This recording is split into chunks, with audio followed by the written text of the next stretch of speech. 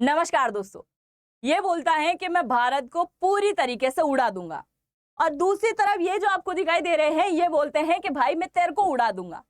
अब इस प्रकार की एक नई खबर निकल के आई कि इजराइल के प्रधानमंत्री बेंजामिन नेतन्याहू के इशारे पर इजराइल की खुफिया विभाग Mossad field marshal Asif Munir को निपटाने की पूरी तैयारी कर चुकी थी। वो तो एंड मौके पर प्लान को चेंज करना पड़ा। क्यों? क्योंकि पाकिस्तान ने धमकी दी है इजराइल को। आप जरा इस बात पे थोड़ा गौर करके मुझे जरूर से कमेंट सेक्शन में लिखिएगा, क्या इजराइल को पाकिस्तान ने धमकी दी और पाकिस्तान के कहने पर इसने अपना प्लान पूरी तरीके से चेंज कर लिया? अब यहाँ सबसे बड़ा सवाल ये निकल के आता है कि आखिरकार इजराइल की फील्ड मार्शल आसिफ मुनीर से क्या दुश्मनी है? क्योंकि इन दोनों की तो सीमा भी साझा नहीं होती है, तो फिर दुश्मनी किस बात की है? क्यों फील्ड मार्शल आसिफ मुनीर को मारने की साजिश यहाँ पर रची गई? और क्या ऐसा इजराइल ने पहले भी किसी देश के व्यक्ति के साथ में किया है? उसके बारे में भी चर्चा करेंगे। दूसरा, अगर फील्ड मार्शल आसिफ मुनीर की यहाँ पर हत्या हो जाती तो फिर किस प्रकार की स्थिति बन सकती थी?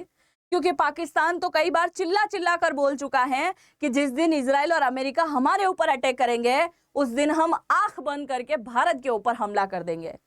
तो आज के इस वीडियो में हम इन सारी बातों के बारे में चर्चा करने वाले हैं और साथ ही एक बहुत बड़ी बात भी मैं आपको यहाँ बताने वाली हूँ कि पाकिस्तान के पासपोर्ट पर इजराइल को लेकर एक ऐसी शॉकिंग लाइन लिखी गई है जिसके बारे में शायद आपने कभी नहीं सुना होगा। तो शुरुआत करते हैं आज के इस वीडियो की और जानते हैं इस पूरी जानकारी के बारे में। मेरा नाम है अंजलि और मैं आप सभी का स्वागत करती हूँ एग्जाम नारी के यूट्यूब प्लेटफॉर्म पर। सबसे पहले आप जरा यहाँ पर देखिए, अभी हाल ही में खबर निकल के आई कि पाकिस्तान के फील्ड मार्शल आसिफ मुनीर को मारने की तैयारी हो चुकी थी, पर पाकिस्तान को यह बात पता चली और पाकिस्तान ने धमकी दी। इस वजह से इजराइल ने अपना प्लान पूरी तरीके से बदल दिया था। अब इस कहानी की शुरुआत कहाँ से होती है, तो आप जरा यहाँ पर देखिए। ये आपको दिखाई दे रहा है वर्ल्ड मैप। वर्ल्ड मैप में अगर हम इस तरफ चलें तो ये आपको दिखाई दे रहा है हमारा देश। हमारे देश से थोड़ा सा आगे बढ़ेंगे तो ये आपको दिखाई दे रहा है मिडिल ईस्ट यानी कि पश्चिम एशिया। इससे हम आगे बढ़ेंगे तो ये आपको यूरोपीय कंट्री दिखाई दे रही होगी, इटली फ्रांस वगैरह वाला इलाका आ गया है, जहां पर आपको दिखाई दे रहा है एक देश जिसका नाम है स्विट्जरलैंड। अभी हाल ही में स्विट्जरलैंड के अंदर अमेरिका के उपराष्ट्रपति जेडी वेंस, पाकिस्तान के प्रधानमंत्री और यहाँ तक कि फील्ड मार्शल आसिफ मुनीर यहाँ पर पहुंचे थे। अच्छा, ये तीनों वहां पर क्या लेने गए थे? तो आप सभी जानते हैं कि ईरान और अमेरिका के बीच में युद्ध चल रहा था और उसी युद्ध को रुकवाने के लिए, शांति वार्ता करने के लिए ये सब यहाँ पर इकट्ठे हुए थे। और सब यहाँ पर इकट्ठे हुए थे उसी दौरान इजराइल ने एक प्लान बनाया था कि भाई साहब ये बड़ा उछल कूद कर रहा है, इससे यही निपटा दो, यानी कि इजराइल के अंदर ही पूरी तरीके से खत्म कर दो। अब इस बात की पुष्टि किसने करी है? तो इस बात की पुष्टि की गई है इनकी तरफ से। ये आपको दिखाई दे रहे हैं, ये है ब्राजील के पत्रकार और इनका नाम है पेपे एस्कोबार। सबसे पहले इन्होंने मीडिया में एक इंटरव्यू के दौरान इस बात को क्लियर किया और उसके कुछ समय बाद इन्होंने एक ब्रॉडकास्ट किया था। उस ब्रॉडकास्ट के अंदर भी इस बात को लेकर इन्होंने पुष्टि करी थी कि भाई साहब इजराइल जो है किसे मारने की तैयारी कर चुका था, इससे पूरी तरीके से फील्ड मार्शल को निपटाने की तैयारी हो चुकी थी। और बेंजामिन नेतन्याहू ने भी इस काम को करने के लिए हरी झंडी दे दी थी। किसको? मोसाद को। क्योंकि मोसाद एक खुफिया एजेंसी है, आप जानते हैं, और बड़ी खतरनाक है, जो दुनिया भर के कई सारे देशों के अंदर फैली हुई है और कई सारे ऐसे एजेंट, ऐसे व्यक्ति जो इजराइल के खिलाफ होते हैं, उन्हें इसने मारने का काम भी किया है। अब सवाल ये आता है कि जब मारने की साजिश रच दी गई थी तो फिर ये कैंसिल कैसे हो गई? क्या हुआ था ऐसा अचानक?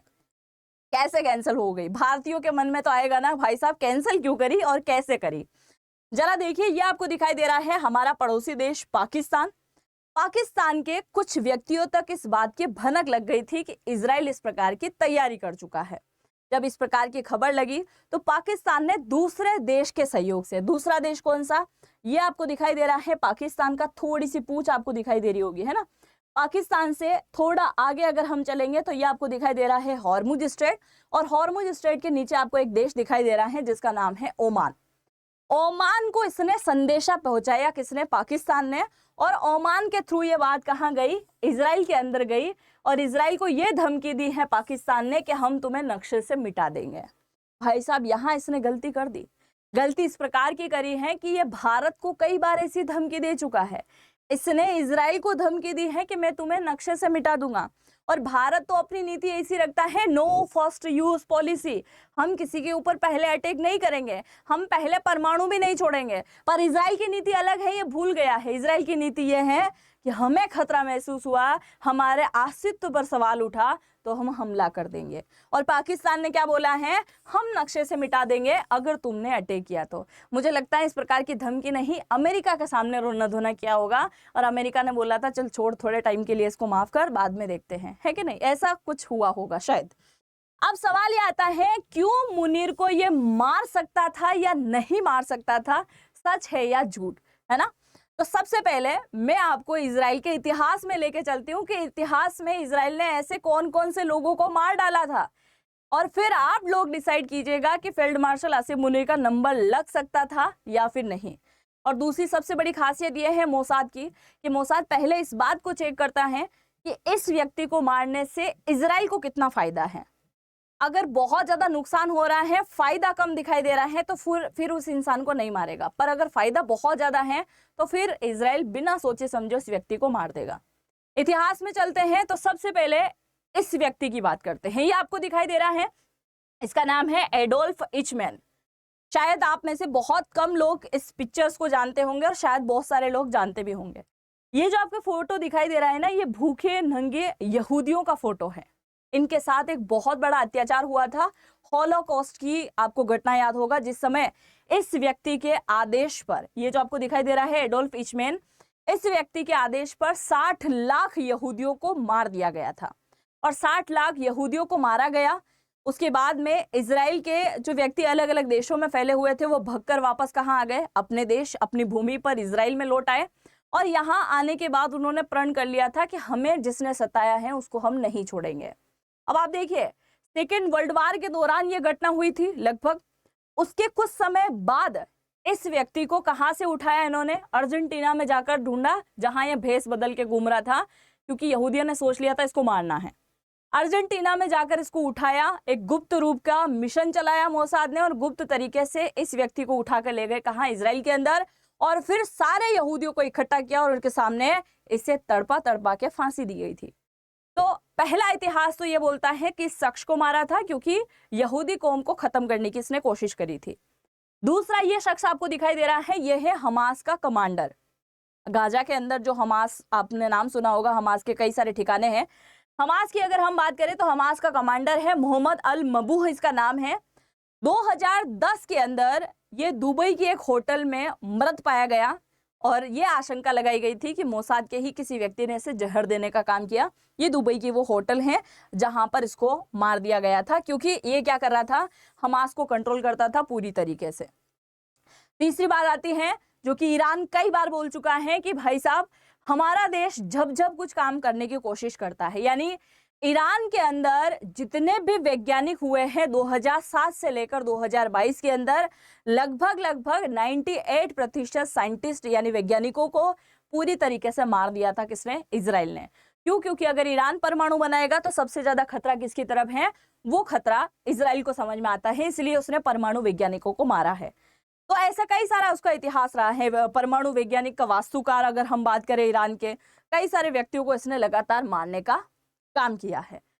अब यहाँ पर सवाल ये निकल के आता है कि इन सभी व्यक्तियों को मारा, यहाँ कुछ न कुछ रीजन दिखाई दे रहा है। यहूदियों के ऊपर अत्याचार किया, उसको मार दिया। दूसरी घटना मैंने आपको बताई है कि भाई साइंटिस्ट थे, उसको मार दिया क्योंकि घटना ज्यादा घटित हो सकती थी। तीसरा, हमास का कमांडर था। फील्ड मार्शल आसिम मुनीर से उसको क्या लेना देना था इजराइल को, वो उसे मारने की तैयारी क्यों कर रहा था, तो उसके पीछे भी थोड़ा सा इतिहास है, उसको जरा देखिए। ये आपको मैप दिखाई दे रहा है, मैप में ये आपको दिखाई दे रहा है पाकिस्तान, और ये आपको दिखाई दे रहा है, ये रहा इजराइल, है ना। लेबनान कहाँ ले लिया मैंने, ये रहा इजराइल। अब इन दोनों की दुश्मनी कैसे शुरू हुई वो आप जरा देखिए। दुश्मनी सिर्फ छोटी छोटी बातों से शुरू हुई थी। ये आपको दिखाई दे रहा है इजराइल।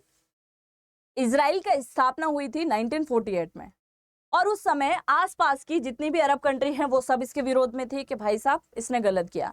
उधर बैठा हुआ पाकिस्तान अलग उछल रहा था कि हाँ इसने गलत किया। क्यों? क्योंकि सारे मुसलमान देश है, इस्लामिक देश है, इस्लामिक देशों का मैं साथ दूंगा।